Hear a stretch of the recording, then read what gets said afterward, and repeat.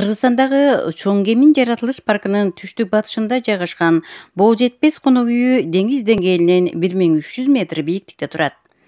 Атайын долбоордун алкагында жеринде өткөрүлгөн иш-чарада аймактагы экотуризмди өнүктүрүү, волонтер корукчуларга жана жергиликтүү жашоочуларга кошумча альтернативдүү каражат булактарын сунуштоо, туристтер менен бирге эле коомчулуктун көңүлүн жаратылышты коргоо ишине буруу, жергиликтүү элдин туризм багытында иш жүргүзүү кадамына жол ачып берүү багытында кеңири талкуу жүрдү. Ушуларды көрүп түзүлгөн Кыргызстан боюнча 8ге жакын ушундай коомдук бирикме өздөрүнүн атайын аймагынын эң кичинекей аймак ушулардыкы 20 000 гектар жер.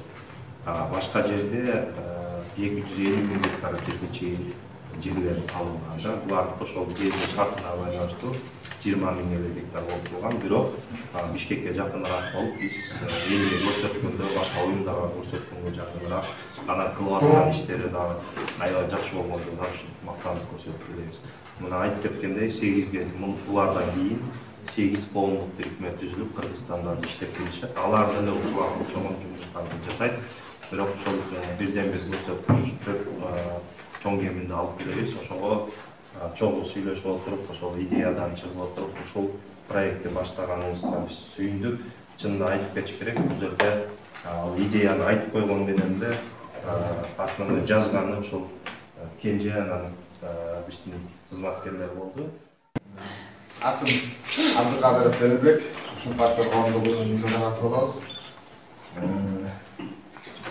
Биздин бүгүнкү ачылышка кароо таянчасынын ачылышына куш келипсиздер. Биздин Шунпартыр коомдук уюму 2012-жылы декабрда жана Аласбек айтып өткөндөй, Алас Бекенин демилгеси менен ушул айылдын жаштарына Урмат Байкеге айтылып, Урмат Байке Темирганын ташактарды эгире болуп Урмат Байке ушул жерде айылдын жаштарын башын кошуп, ушул жерге сунуштаганда бардыгыбыз бир добуштан макул болуп, бардыгыбыз колдоп, мындан кийин чоң иштешпектер менен ойдошуп түзүлгөнбүз. Бул аймак деңиз деңгээлинен 1550 метр бийиктикте турган Чоң Кемин айыл аймагынын тескей тарабында жайгашкан Тар суу айылы деп аталат. Аталган айылдын Жуманалиев көчөсүнүн 23 дарегиндеги үйдө бал аары шоу уюштурулуп, алгач бал челектерге жеринде байкоо жүргүзүлүп, андан кийин бал тартуу иши башталды. Арылар жазында мартта чыкканы 35 күндүк болуп чыгат. Бул ары өмүрүндө 35 күн жашайт. Июнда чыккандар 30 күндүк болуп жашайт. Булар биринчи чыкканда мына бул жерден чыгат. Бул чоңдору буну тамактандырат. Бул тамактанып кичине чоңойгондон кийин ичинде жумуш кылат. Жумушту кантип кылат? Ушул жерден чыккан ячейканын ичин тазалайт. Кайра уштоп матка келип тууганга даярдайт да буяктычы. Анан кийин менакы адам баласындай эле болчу. Биз кичинекей кезде үйдүн эшиктин астын үйдү шыпырабыз, эшикке анан чоңойгондо эшикти шыпырабыз. Анан талаага чыгып акча таап келгенде үйрөнөбүз. Анан семья багабыз да. Булар да ошондой да, поколение да. Жаштар ичинде кызмат кылат.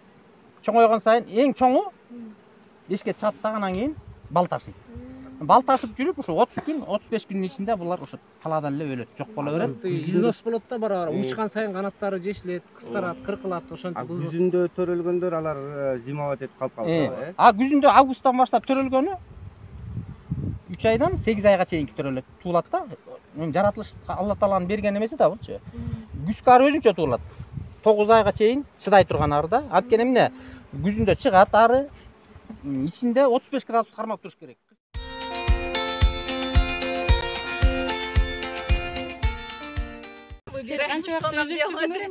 Биз үйрөнгөнүбүзгө 3 жыл болду эми жаңыдан ошо өздөштүрүп баратабыз. Башында кичине кыйналдыңарбы? Башында кыйналмак турсун айтып атпайсызбы? Бирден, экиден 2 жыл өлтүрдүк. Анан тиге негизи арылчылык группадабыз да. Анан алар айтат да, эгер ары үйрөнөм десең дейт, ошондо өлүп, кайра эле сатып алып, көбөрүп эле иштей бер дейт. Булам сатып алыпчы. Анан ошондо сага илим жугат дейт да. Чыгаша болгонуна карабай. Кээ бирөө чыгаша болгону чыдап салбасса, Амон барын өзүңөр Киреше алып баштаган кезиң эркен да. Жок, бул ошо проект менен келген. Бул деген эмелер. Чөп немелер да? Шөптөн алып булар. Азыр эмне кыласың? Мына бу да жакшы экен, салма. Салманы эле билинет да мына. Кармап көрсөңөр. Негизи мон полный жапкандан кийин алыш керек бе? канча килограмм болот могу полный жапканда? 3 килограммга чейин барат. Азыр сиздер ошо канчадан сатасыздар? Килин канчадан баалайсыздар сиздердин? Ошо негизи экспорттойбуз деп чоңдорубуз айткан үчүн турабыз азыр сатпай. Бирок азыр могу кичинекей банкада турбайбы эже? Бул жакта ошолор 1000 сомдон сатып атат да, туристтергечи. Анан сиздер эгерде өзүңүздөргө керек болсо, ушул жерден ала берсеңиздер болот. Бул таза бал да, дарылык алсаңыздар. Биз былтыр деген ушул жактан балынан алып эмеге берип атпайбызбы? Бизде Германияга алып кеткен апасы именно эме иштетип балды аябай жакшы разбирается. Анан ошол алып барып аябай 2 бал алып кеткен экен. Могу жакшы экен деп турду. Анан алып жазып бизге дагы керек деп жок калды. Бул Америкага да кеткен. Биздин тааныштар аркылуу элечи. Сагызынан берип да жогору балашкан да. Сагыздан чайнап турбайсыңар анда пока что. Мына эми түшүндүрүп коеюн, кыздар. Айтсаңызга. Бул мындайна турат да. Бул ячейкаларым мындайна чойгон эмес да, арылачы. Мындайна чойгон. Эмнеге? Бал алып кетпөсүн, мындайна чойылган баары. Ошону азыр мына баарын мындай салдык, мына. Бул рамканын бияк баштары бияка карап атабы? Биз ыкмасы бар турбай. Ыкмасы бар.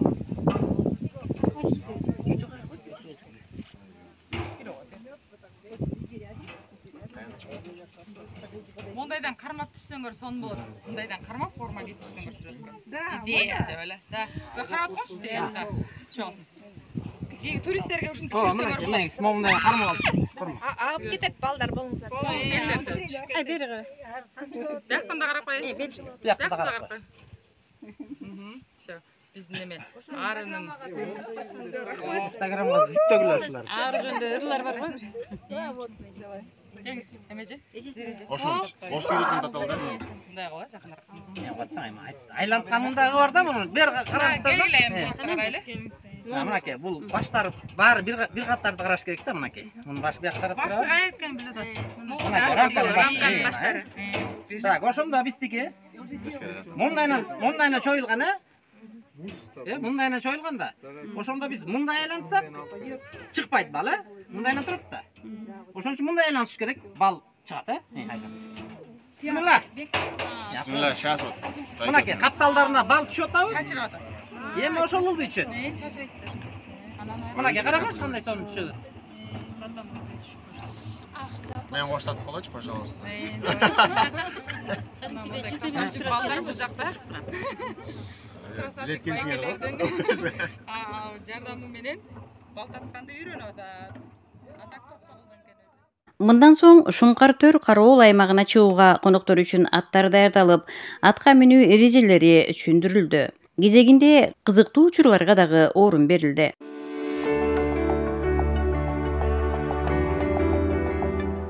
Ошентип бул жердеги боо жетпес конок үйүнөн 8 чакырым алыстыкта жана деңиз деңгээлинен 2000-2500 метр бийиктикте жайгашкан жаңыдан салынган Шуңкар Төр кароол аянтчасына баруу үчүн коноктордун бир тобу ат минип, айрымдары жөө жүрүш менен сапар алышты.